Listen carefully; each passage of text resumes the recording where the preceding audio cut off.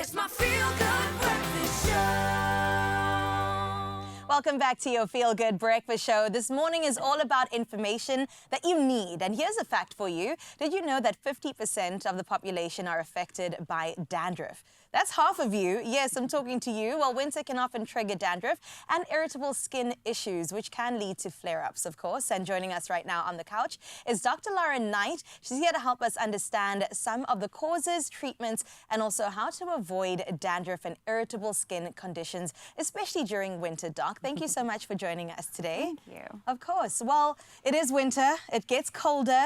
Things change. I feel like we have different bodies in summer, winter, and the transitional seasons. So when it comes to our hair, when it comes to our scalp in particular, does winter affect us in any way?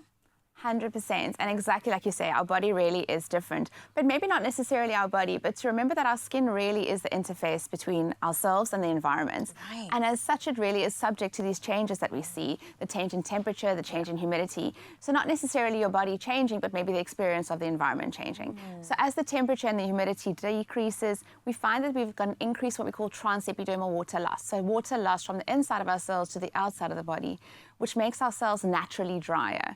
So we all kind of become a bit drier in the winter months. And obviously, if you're suffering with something with a barrier impairment like eczema, dandruff, seborrheic dermatitis, that then is heightened in your winter months and you're more likely to experience flares. Well, Doc, I want to touch on two of the things you said, and we spoke about this off air. Let's see if I can chase myself. Seborrheic dermatitis versus dandruff, right? What are the two, and how do we sort of distinguish if we have the one or the other? So, I mean, they're essentially going to be presenting in the same way. The scalp has very limited ways it can present. So you're going to have dryness, flaking, a bit of sensitivity or irritation. And it's important to remember that dandruff and seborrheic dermatitis are on a spectrum. So dandruff is your kind of uninflamed potential maintenance or baseline level, whereas when it becomes inflamed, we're going to call it seborrheic dermatitis. So actually more important to distinguish between, do you just have a dry flaking scalp, or do you fall into the dandruff seborrheic dermatitis spectrum? So your dry flaking scalp is just a scalp type, if you will, like skin. So potentially with age, your scalp becomes a bit more dry. In winter, you might have a drier scalp. If you're using products that are stripping your oils, you might have a dry, flaky scalp. Typically smaller, whiter scales, no inflammation.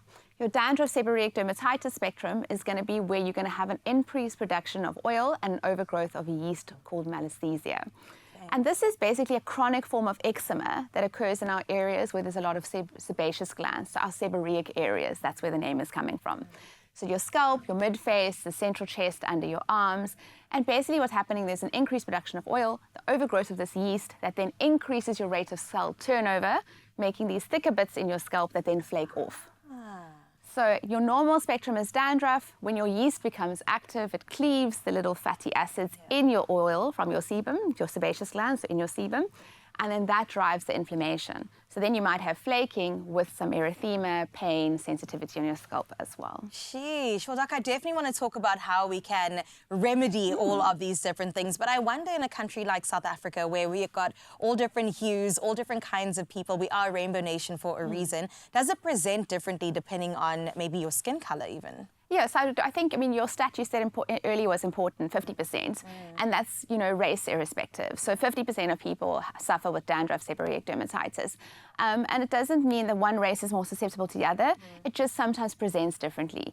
So in our fairer skin populations, we generally see a bit more erythema, so redness, scaling, whereas in our darker skins, it actually might present with lighter patches on the scalp, on the hairline. I think darker skins we sometimes battle more obviously because it's more visible. Your seborrheic dermatitis is more apparent if your hair is shorter. If you're wearing hairstyles where we're exposing your scalp. Yes, exactly. And it is protective season, so this is the time. Well, let's talk about over-the-counter treatments. Are there shampoos, perhaps, or treatments that we could use? Please bring us the good news, Doc. So there's a lot of things you can use, and there's a lot of general things that you want to be doing anyway. So when we think about what's happening on the scalp, we first want to use something to obviously lift off that scale. So we talk about a keratolytic, and that's going to be ingredients like salicylic acid, lactic acid, your coal tar shampoos, which could be anti-inflammatory, and you're just trying to lift off that scale so we're not seeing it on our clothes, on our collars. And then your second component is you want to decrease the inflammation. So you really want to go to the core and address that little yeast, your malassezia.